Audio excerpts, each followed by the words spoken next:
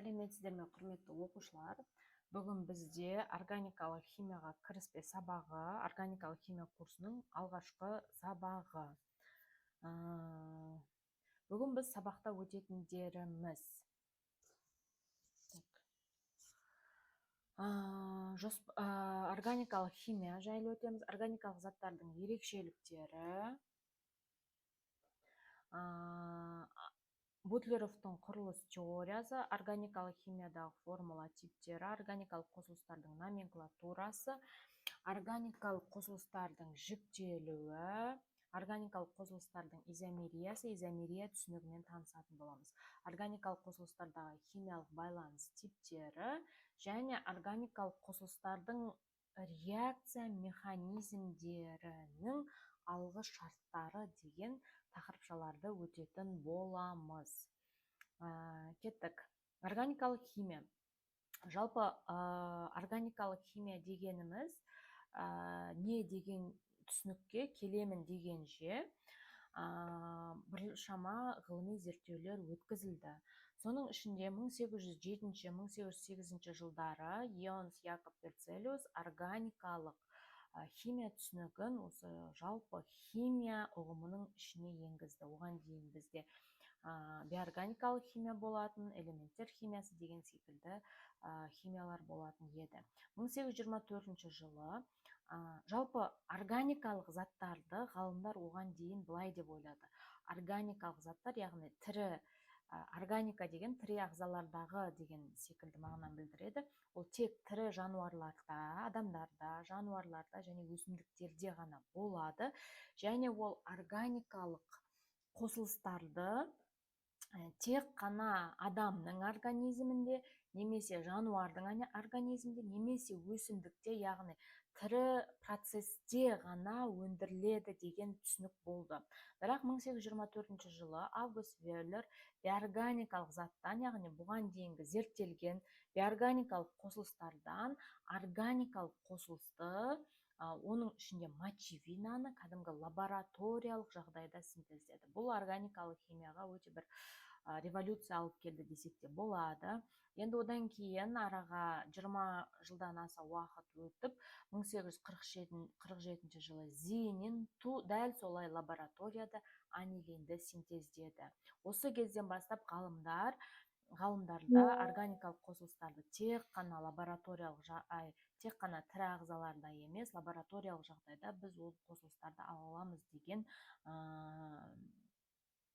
ұғым, гипотеза практика жүзінде дәлелденді. Келесі 1845 жылы Герман Кольбе сірке қышқылын дәл осылай синтездеді. Одан кейін 1854 Марслен Бертло майларды синтездеді. Осылай органикалық қосылыстар биоорганикалық заттардан лабораториялық жағдайда түзілу мүмкіндігін практикалық жүзде бірнеше ғалымдар дәлелдеген екен. Кеттік, әрі қарай. Жалпы органикалық қосылыстардың ерекшеліктері биоорганикалық қосылыстардан қарағанда. Мысалы, биоорганикалық қосылыстар биоорганикалық қосылыстарды зерттеген кезде бізде химиялық элементтердің периодтық таблицасы бар.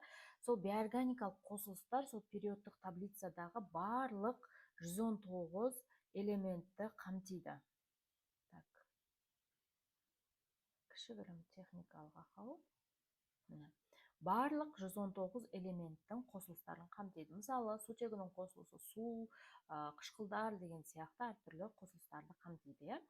Барлық 119 элементтің әртүрлі қосылыстарын қамтиды. Ал органикалық қосылыстарда бізде осы 119 элементтің ішіндегі тек қана бірнеше ғана химиялық элементтер кездеседі екен.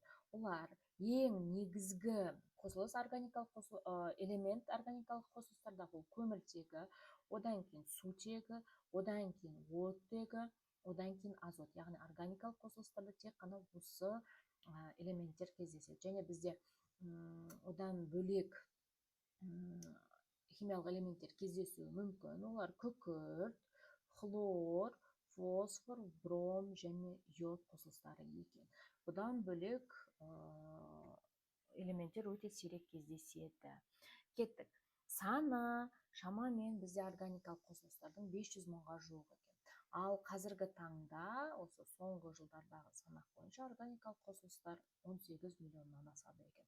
Бұл сандардың көптігі бұл органикалық қосылыстардың құрылысының ерекшеліктеріне негізделген. Кеттік.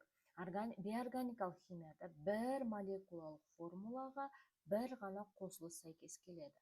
Ал органикалық қосылыстарда құрылысының алуан түрлігіне байланысты, яғни әртүрлі құрылыста кездесу мүмкіндігіне байланысты, бір молекулалық формулаға бірнеше қосылыстар сәйкес келеді. Және бір молекулалық формула бола тұра, әртүрлі олар қасиет көрсетеді екен. Бұл қасиет құрылыстарға негізделеді. Келесі, негізінен иондық және ковалентті полюсті байланыс түседі. Жалпы негізі бейорганикалық қосылыстар барлық байланыстар түзе береді, бірақ основном бізде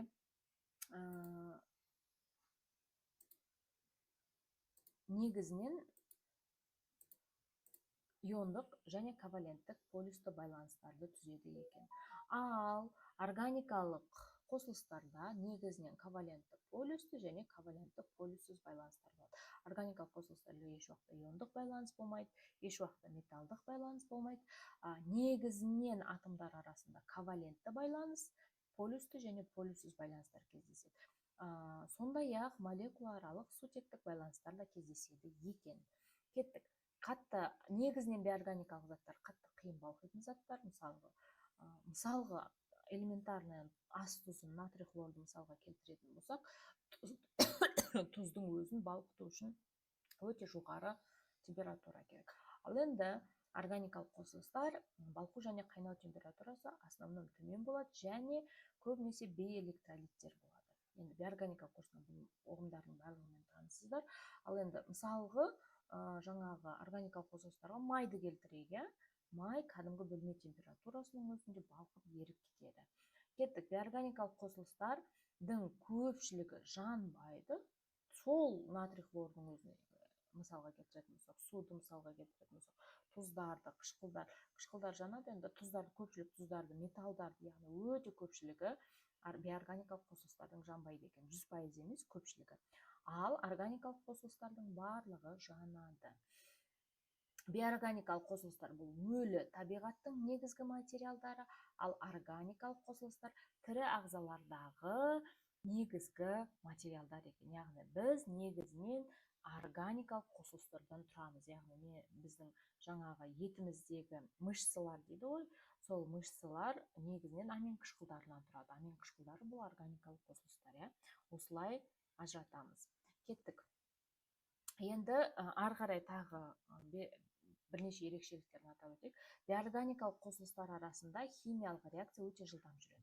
Мысалға, натрий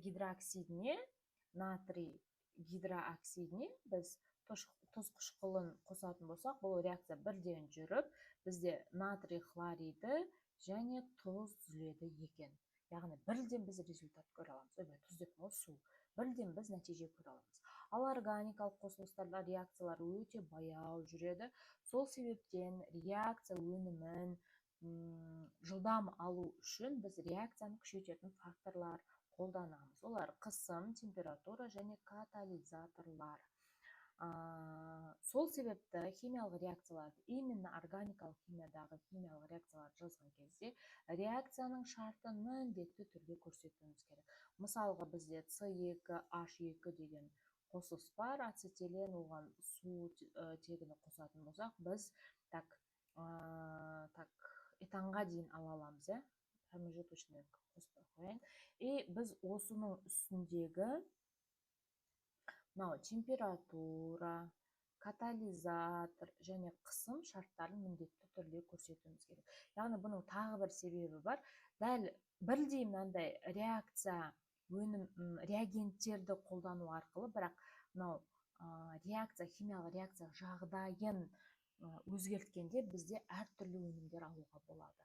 Бұл УБТ химиясында жалпы УБТ химиясына бөлек кез келген тест тапсырған кезде, квал тест болсын, сол жерде осы реакция жағдайымен негізінен шатастырады. Келесі, органикалық реакциялар кезінде қосымша өнімдер бізде көптеп түзіледі. Сондықтан бізде реакцияның өнімі өте төмен болады екен. Реакция өнімінің шығымын ажырата аламыз, оны біз осы уақытқа дейін өттік. Сол себептен оған қатты тоқталмаймыз. Үшінші пункт бізде Бутлеровтың құрылыс теориясы.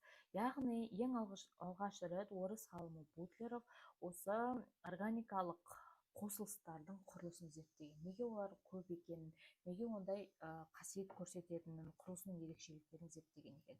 Осы Бутлеровтың құрылыс теориясы бойынша бірінші салдар, бірінші ереже органикалық қосылыстардың молекулаларындағы атомдар валенттіліктеріне сай өзара белгілі бір тәртіппен байланысады.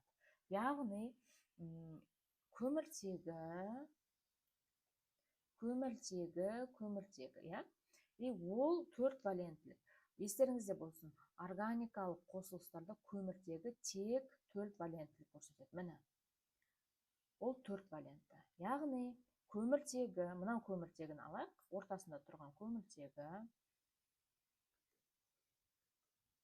Мынау көміртегіміз бізде 4 валентті. Оның бір валенттілігі көміртекпен байланысуға кетті, екінші валенттілігі тоже көміртекпен байланысуға кетті. Енді бос 2 валенттілігі қалды. Міне, әдемі қызылмен көрсетіп отырмын, қызылдар байланысыңыз. Яғни ол жерге сутек келуі мүмкін, немесе тағы бір көміртек келуі мүмкін. Осындай тәртіпті сақтайды. Енді мынау сутектен тағы бір байланыс біз шығара алмаймыз. Осыны ескеру керек. Мына жерден сутектен тағы бір байланыс шығара алмаймыз. Бұл қате болады. Сутектің валенттілігі 1, ол жалғыз ғана сол бір валенттілігін көміртекпен байланысуға жұмсап қойды. Мына осыны, мынау неден қарасақ болады, қараңыздар. Міне.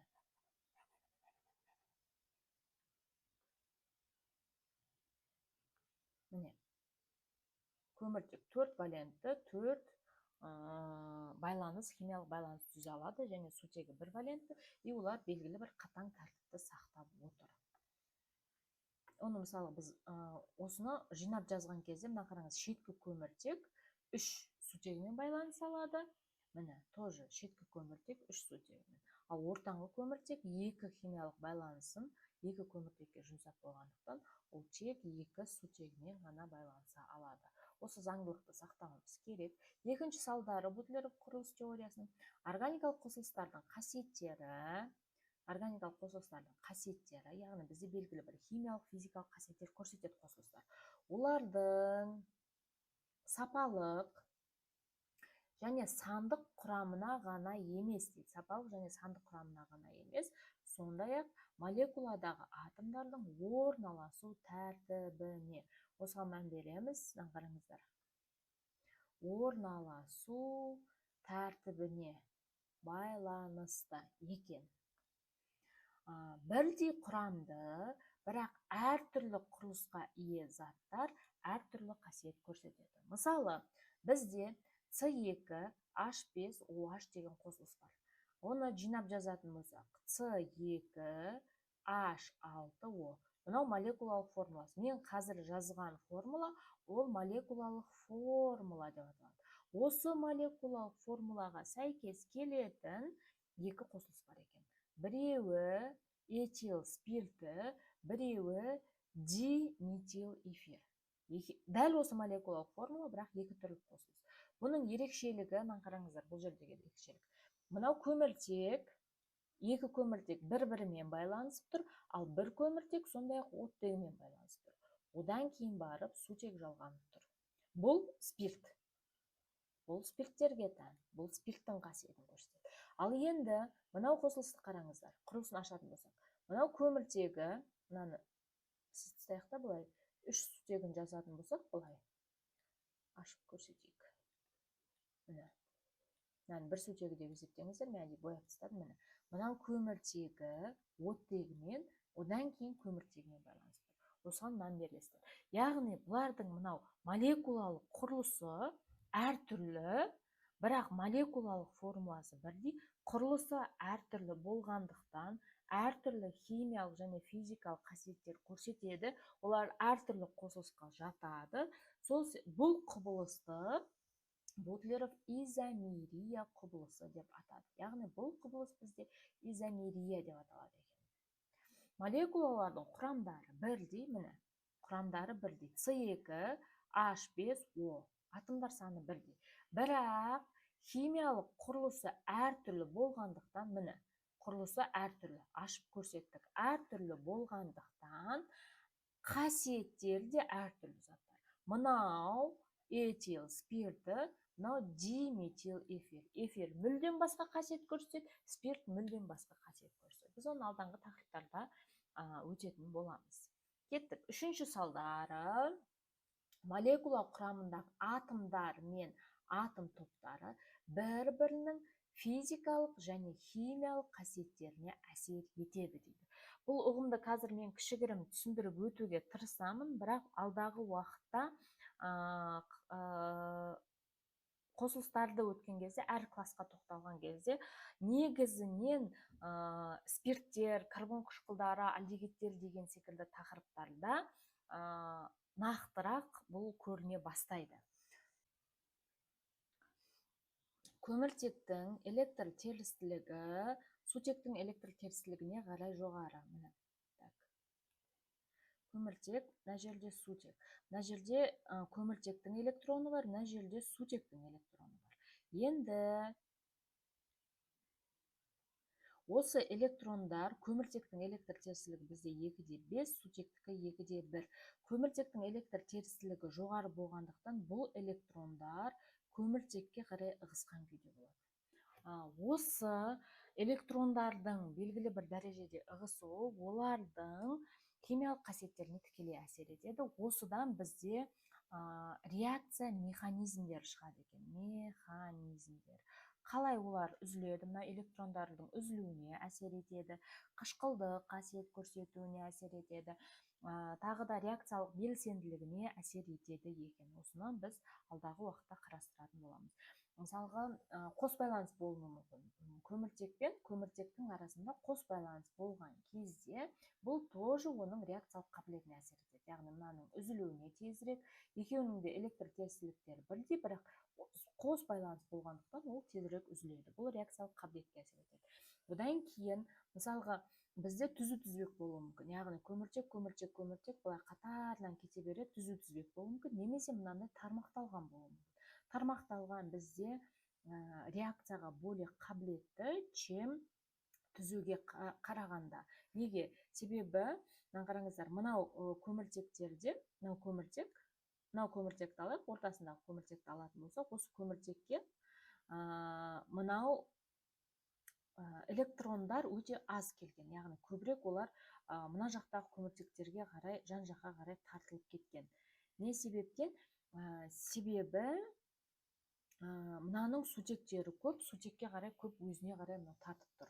Бұны тағы да алдағы тақырыптарда реттеп түсіндіретін боламыз. Осы себептен бұл белгілі бір дәрежеде электрондарды, яғни мынау арасындағы химиялық байланысты тезірек үзуге мәжбүрлікке әкеледі. Ал енді, егер тек қана түзу тізбек ешқандай тармақталмаған болса, түзу тізбек болатын болса, ол жерде бір келкілік болады.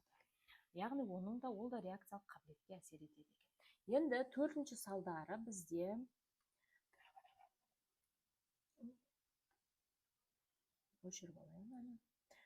заттардың қасиеттері арқылы оның құрылысын болжауға болады, немесе оның құрылысы арқылы оның қасиеттерін болжауға болады екен. Яғни бұл органикалық химияда маңызды. Мысалға алатын болсақ, қарапайым мысал, біз бір жаңа қосылыс таптық. Бір өсімдіктің құрамынан бір органикалық затты алдық дейік, синтездеп бөліп алдық.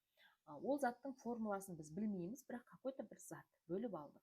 Осы затты біз қандай зат екенін анықтау үшін біз оны реакция жүргізіп көреміз. Яғни алкандарға тән реагенттермен әсер етеміз, немесе алкендерге тән реагенттермен, органикалық, мысалға, оттекті органикалық қосылыстарға тән реакциялармен, немесе мысалға амин қышқылдарына тән реакциялармен тексеру арқылы оның құрылысын, яғни қандай құрылысқа екен, құрамында қандай атомдар бар екен, қандай химиялық байланыстар бар екенін осы реакциялар арқылы анықтауға мүмкіндік береді.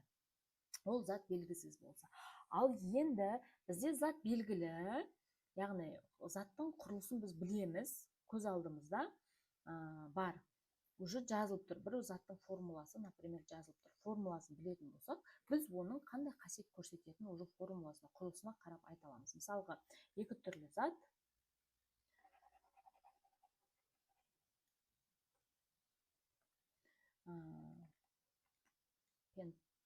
пропан и бутен дейік. Пропан бізде бутенге қарағанда тұрақты екен білеміз. Мынау бізде қосылу реакциясына түсетін білеміз. Мынау тек қана орын басу реакциясына түсетін білеміз. Бұл орын басу реакциясына онша түспейтін білеміз. Яғни сол сияқты біз қасиеттерін болжай алады екенбіз. Яғни құрылысының ерекшелігіне қарап қана. Осындай аспектілер бар.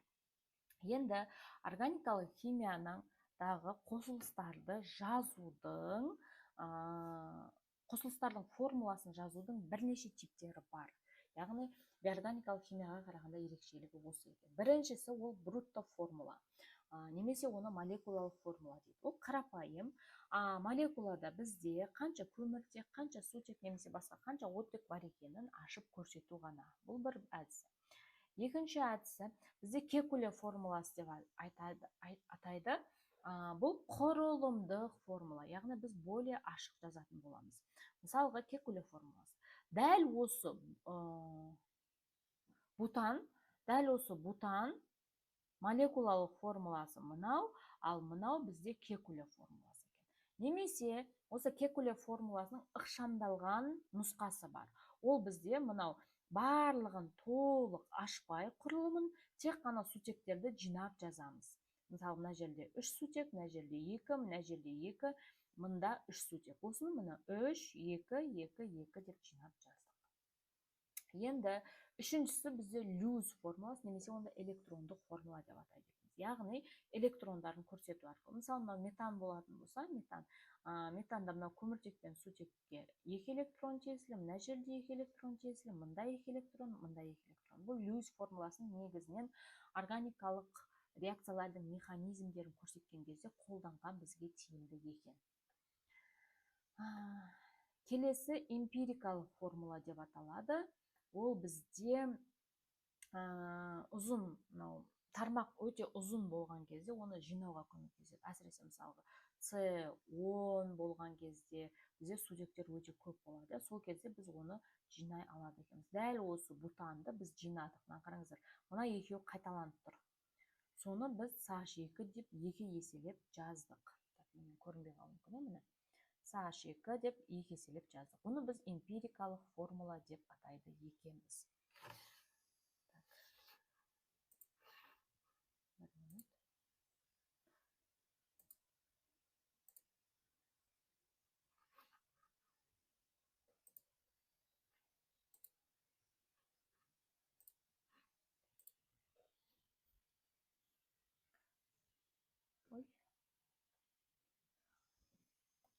Кеттік.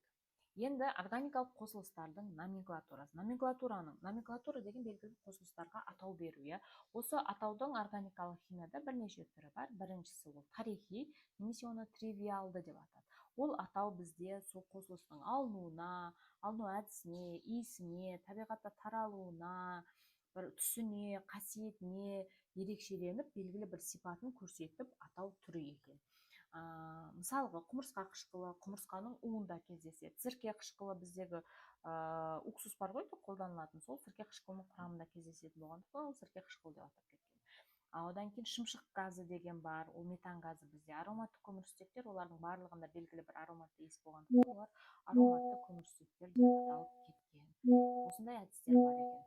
Келесі бізде рационалды номенклатура. Рационалды номенклатура бұл осы органикалық қосылыстарды дұрыс атауға тырысудың алғы шарттарында туындаған бір әдістердің бірі рационалды номенклатура.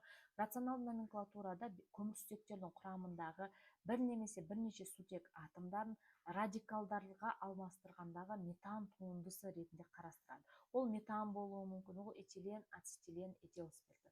Оны рационалды номенклатураны қазір бірден түсініп алу қиындау болады. Әр классқа алкандар, алкендер дегенде әр қосылысқа классқа тоқталған кезде біз жеке-жеке түсіндіріп отыратын боламыз. Сол кезде тереңінен түсінуге мүмкіндік береді. Мысалға, мынау бізде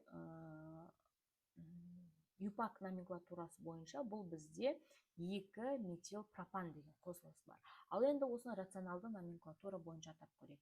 Рационалды номенклатура бойынша бірінші негізгі қосылыста табады. Мысалға, мынау алкандарға жатады. Алкандардың алғашқы өкілі ол метан. Яғни біз метанды табуымыз керек.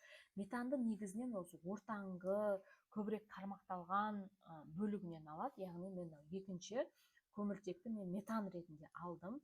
Осы метанда 3 радикал шығып тұр. 3 радикал шығып тұр. Мынау метил радикалы, мынау метил радикалы, мынау метил радикалы. Бұл жерде мысалға этил радикалы да болуы мүмкін. Үшеу болғандықтан мен 3 дедім, үшеуі де метил радикалы болғандықтан метил дедім, мынау үшеуін атадым уже. Одан кейін ортасындағы бізде метан, яғни 3 метил метан. Бұл рационалды номенклатура. Ал енді халықаралық юпак немесе жүйелі номенклатура бар. Бұл барлық бүкіл әлем дүниежүзі бойынша енгізілген стандарт бойынша атау екен органикалық қосылыстарда.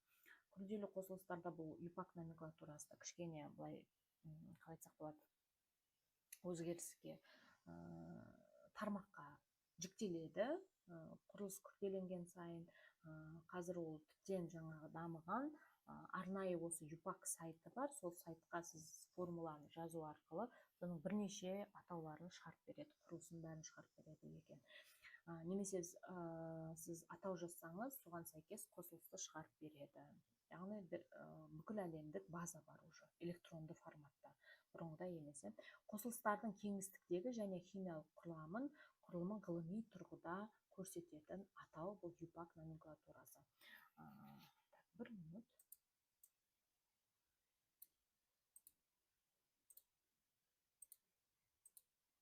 Кеттік.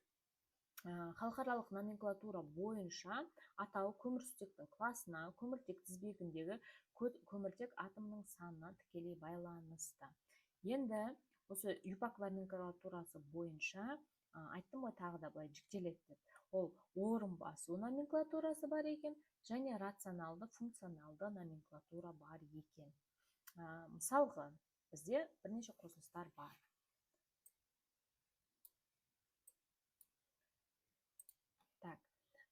Мынау бізде қосылыс. Біз оны орын басу номенклатурасы бойынша бірінші орын басушыны айтамыз. Орын басушы бізде бром. Яғни бром. Сутектің орын басуы тұр. Ненің құрамындағы сутектің? Этанның құрамындағы сутектің. Сол себептен бром этан. Енді мынау этан ол. Яғни спирт топшасы келіп тұр. Мынау этан ол. Енді 2 хлор пропан деген бар екен. Мынау екінші көміртекте, мына жерде көміртек бар дейміз. Екінші көміртекте хлор, одан кейін ол қандай көміртекке келіп тұр? Пропанға келіп тұр. Енді радикалды функционалды бойынша бірінші радикал аталады этил бромид.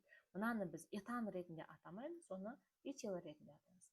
Этил спирті. Яғни біз этан ол деп атамаймыз, мынау этан емес, мынаны этил, яғни радикал ретінде, мынау спирт топшасы, этил спирті. Енді изопропил хлорид, яғни радикал, мынау изопропил радикалы, радикалдың атауы изопропил, ал орын басушы хлорид екен. Осылай атаудың екі түрі бар. Оны да енді нақтылап атауға келмейтін шығар деп. Оны білу, мысалғы, өзіміздің білімімізді тереңдетуде, бірақ оған байланысты бір тест шеше алмай, немесе бір біліктілік көрсете алмай қалу мүмкіндігі жоқ десек те болады. Енді халықаралық номенклатура бойынша атаудың негізгі ережесі бар. Дәл сол қатып қалған ереже бойынша біз атаймыз. Бірінші, негізгі ұзын тізбекті анықтайсыздар. Екінші, тармақталған жақын жақтан бастап номерлеу. Немесе тармақ жерде, немесе орын басушы жақын жақтан. Орын басушы жақын тұстан бастап номерлеп шығасыздар көміртектерді. Одан кейін, үшінші, радикалдың, орын басушының, функционалдық топтың орнын көрсетіп атау. Тура сол сияқты мынау тармақталған жағынан, немесе орын басушы жақын жағынан, немесе функционалдық топ орналасқан жақын беттен бастап номерлеу қажет. Мысалға, бізге мынандай қосылыс берді. Мен тармақ қай жақта более қалай көбірек тармақталған соған қарайтын болсам, мынау бізде мынау көміртек көбірек тармақталған, себебі бұл көміртекте мүлдем сутек жоқ, бірінші. Екінші, мына жерде өздеріңіз қарап тұрсаңыздар, өзі 3. Так, лазерный указка. Мына жерде міне 3 қатар тұр. Осыған мән беремін. Яғни тармақталған жақын жақтан бастап мен номерлеймін. Мынау жер жақынырақ болып тұр. Енді мен номерлеймін. Мынау бірінші көміртек. Мынау екінші. Мынау бірінші емес. Мынау көміртек, мен екінші жазып тұрған көміртек, ол бірінші көміртек емес. Мынау үшінші, мынау төртінші, мынау бесінші. Қараңыздар. Неге мен наны бір деп алмадым? Өйткені CH3. Естеріңізде болсын. Негізінен мынау бірінші көміртек бізде толық болады. Бірақ толық болмайтын кездер болады, ол егер ол жерде функционалдық топ болатын болса. Оны тағы да айтып түсіндіретін боламыз алдағы уақытта. Енді номерледім. Енді үшінші, радикалдың, орын басушының және функционалдық топтың орнын көрсетіп атау дейді. Енді қараңыздар, мынау екінші көміртекте бізде 2 радикал бар. Мен сол себептен міне орнын 1, 2. 2 рет қойдым. Неге? Себебі 2 рет мынау тұр. Тағы да үтір қоямын, уже 4-ші көміртекте. Мынау 4. Бәрі метилнан қараңыздар. Мынау CH3, мынау CH3, мынау CH3. Үшеу орын басушы. Сол себептен 3 метил. Енді мынау ұзын тізбек бізде. Мынау ұзын тізбек. Бұл бізде пентан. Осылай атайды екенбіз. Кеттік. Енді көмірсутектердің жіктелуі, қосылыстардың, органикалық қосылыстардың жіктелуі деп айтақпай. Құрылысына қарай жіктеледі, яғни құрылысына қарай ашық және тұйық тізбекті болады. Олар ашық тізбектілер қамыққан және қамықпаған болып жіктеледі. Тұйық тізбектілер карбоциклды немесе гетероциклды болып жіктеледі екен. Әр қайсына біз алдыңғы сабақтарда жеке біртіндеп тоқталатын боламыз. Функционалдық топ бойынша жіктелуі бізде оттекті органикалық қосылыстар болып жіктеледі және азотты органикалық қосылыстар. Одан бөлек бізде күкіртті органикалық қосылыстар бар. Оттекті органикалық қосылыстарда бізде спирттер бар, альдегидтер мен кетондар бар, карбон қышқылдары бар. Осының барлығына жеке-жеке тоқталатын боламыз. Азотты органикалық қосылыстарда анилин бар, амин қышқылдары бар. Яғни осылай ары қарай аминдер бар. Одан кейін барып екеуінің жаңағы комбосы амин қышқылдары бар. Осылай ары қарай өте береді екенбіз. Енді бізде функционалдық топ деген ұғым бар. Оны түсініп біліп, ережесін білу маңызды. Функционалдық топ дегеніміз, көрсетейінші, функционалдық топ дегеніміз заттың химиялық қасиетін анықтайтын органикалық қосылыстардың қай класына, яғни органикалық қосылыстардың дәл қай класына жататынын көрсететін атом, белгілі бір атом қай классқа жатады, немесе атомдар тобы екен. Кеттік. Жіктелу осыны ұмытып қалма не?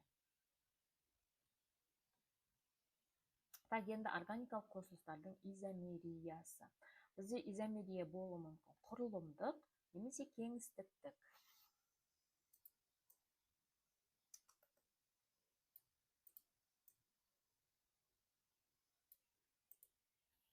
изомерия болуы мүмкін құрылымдық немесе кеңістік.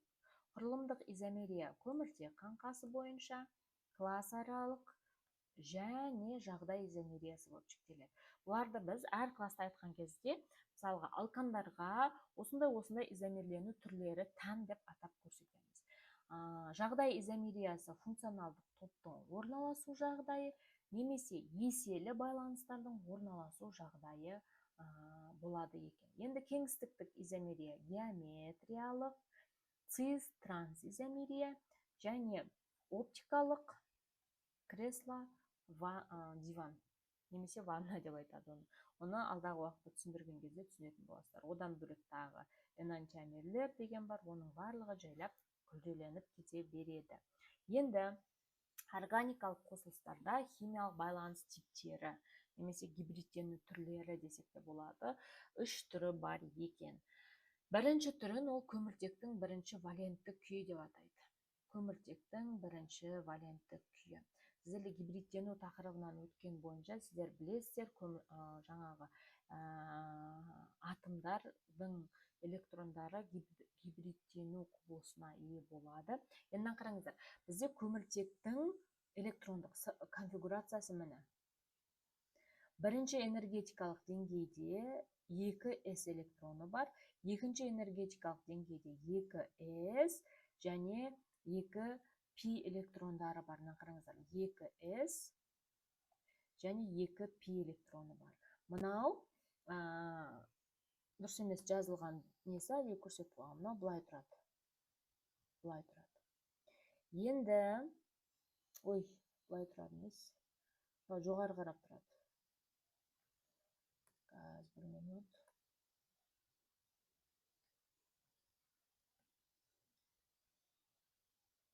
Жоғары қарап тұрады. Енді осы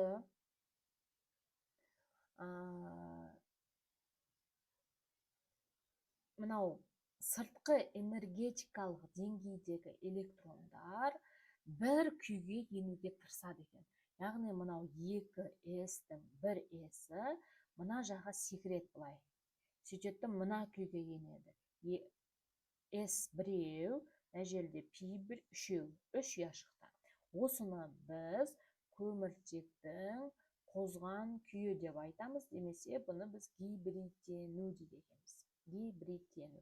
Яғни бізде бар еді, мынау S электронынан екеу, мынандай домалақ 2s электрон бар еді. Және гантель тәрізді бізде пішіндері естеріңізде болса, P2 осындай P электрон бар еді. Осы мынау секілді қозған күйіне айналды. Мынау S электрон жоқ енді.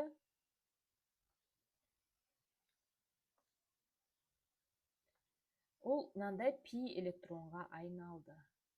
Енді мынау барлығы бірдей. Енді осы үшеуі бірігіп, төртеуі бірігіп гибридтенеді. Гибридтенген кезде, гибридтену деген сөз энергия жағынан да, пішін жағынан да бірдей күйге ену деген мағынаны білдіреді.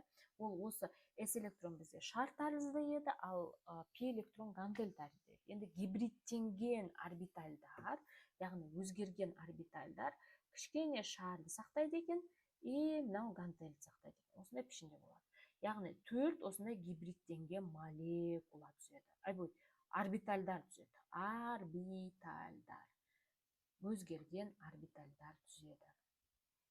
Енді бұл жаңағы түрі өзгерген орбитальдар, қараңыздар, мына жаңа айтқан секірді бір электрон мынақа, сөйтіп бір мынандай қозған күйге енді. Осы қозған күйдегі электрондар бір күйге түсті. Қараңыздар, егер олар бір күйге түспесе, мынандай әртүрлі деңгейде тұрып қалады, деңгейшеде. S пен P-ның энергиясы бірдей емес. Мынау гибридтенген түрде олардың энергиясы бірдей. Енді олардың пішіндері қараңыздар. Мынандай S, P, P, P еді мына жерде. Енді олар гибридтенді да, мен сіздерге көрсеткен жаңағыдай мынандай күйге енді. Мынау пішін, мынау состоянияға тән. Енді мынау состоянияда барлық 4 гибридтің да түрі осындай түрде болады. Енді осы гибридтенген орбитальдар өзара мынау кеңістікте тетраэдрлік пішінді сақтап байланыс түзеді. Орбита түзеді. Байланыс емес, орбита түзеді.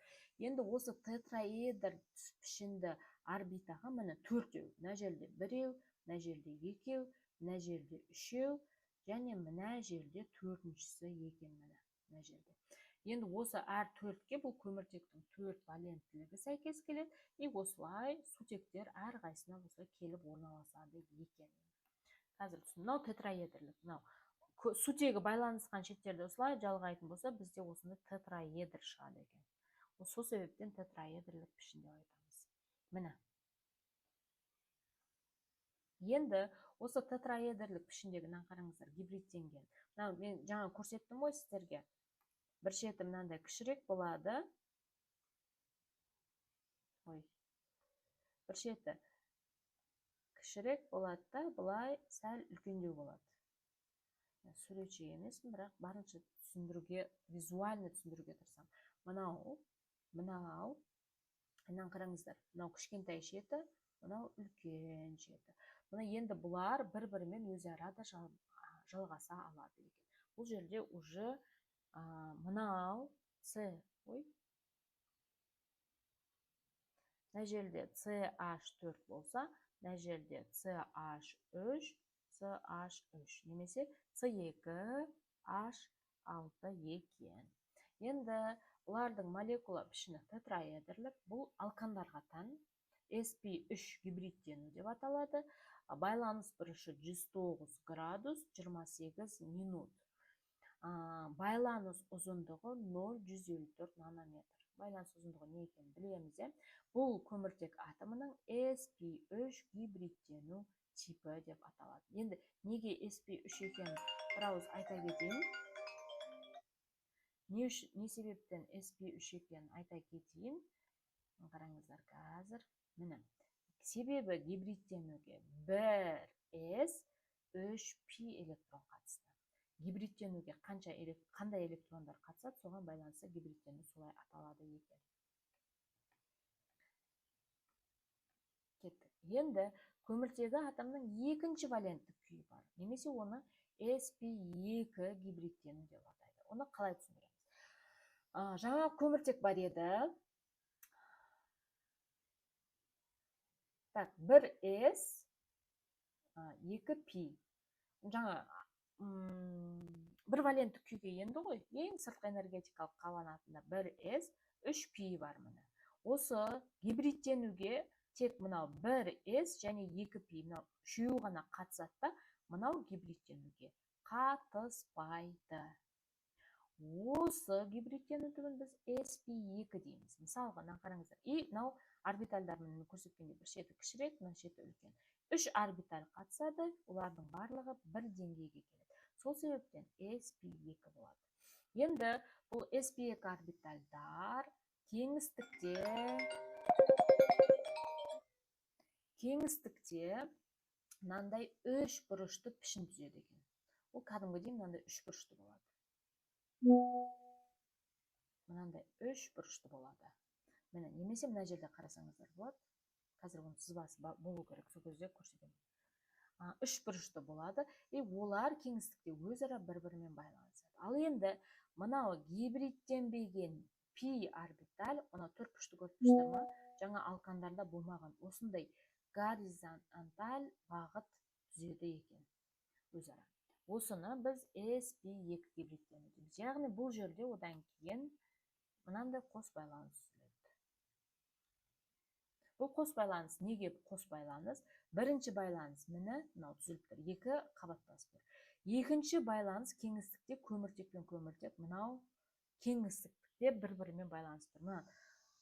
Мынаны бүйтіп кеңістік қып көрсетіп тұр да, бірақ мұқият қарасаңыздар, мынау P1, мынау гибридтенбеген үлкен целый P көрініп тұр.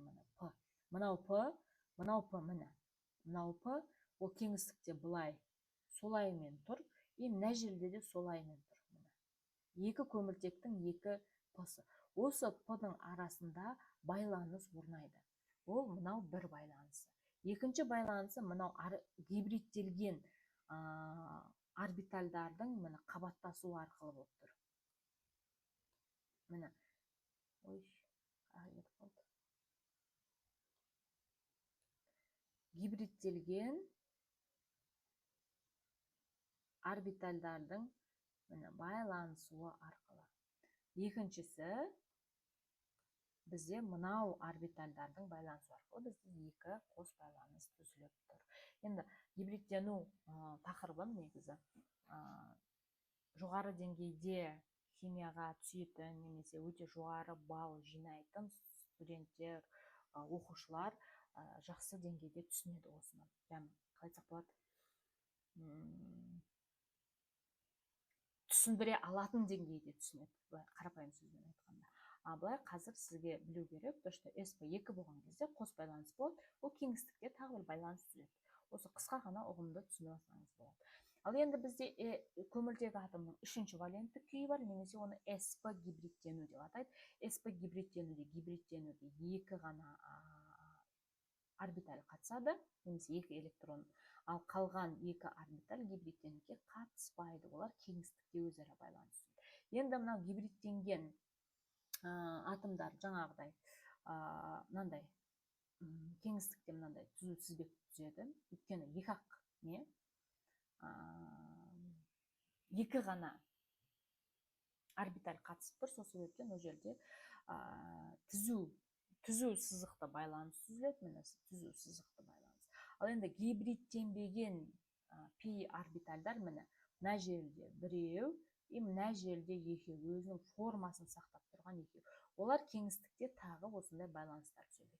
Бұл гибридтену тәні бізде ацетилен көмірсутектеріне немесе алкиндерге тән, яғни үш байланыстың біреуі міне тұр, мынау біреуі. Екіншісі мынау фиолетовый болып тұр, үшіншісі мынау көк болып тұр. Немесе мына жерден қарасаңыздар болады, мына сары бір байланыс, көмір фиолетовый бір байланыс, синий көк бір байланыс. Осылай үш байланыс қатарынан түзіліп тұр екен. Бұл алкиндерге тән. Енді органикалық қосылыстардағы реакция механизмдер. Енді толық түсіндіріп бастамаймын. Бастамасына не себептен реакция механизмдері болады, соны түсіндіруге.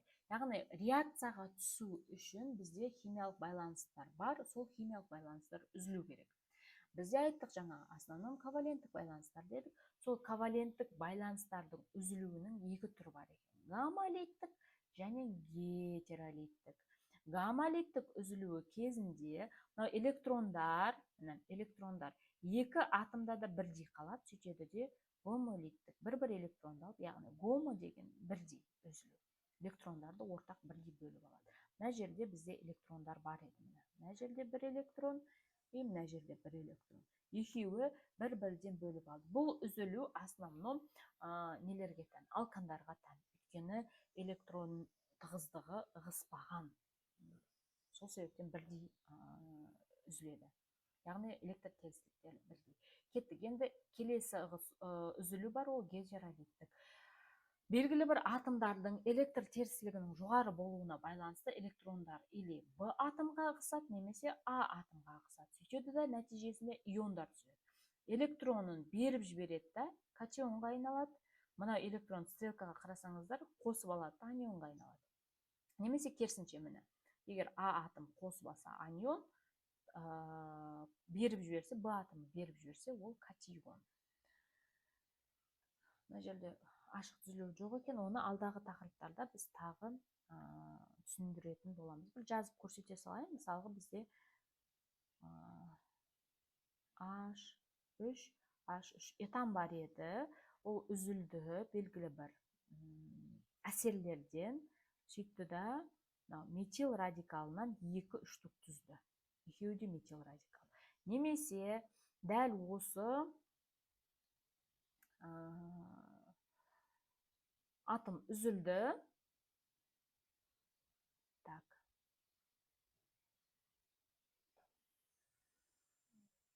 С2H6 деп ол үзілді, сөйтті да С2H5 радикалын и сутек түзді дейікші. Осылай келтірсек болады, но бірақ оны основном карбон қышқылдарына келген кезде тереңірек түсіндіретін боламыз.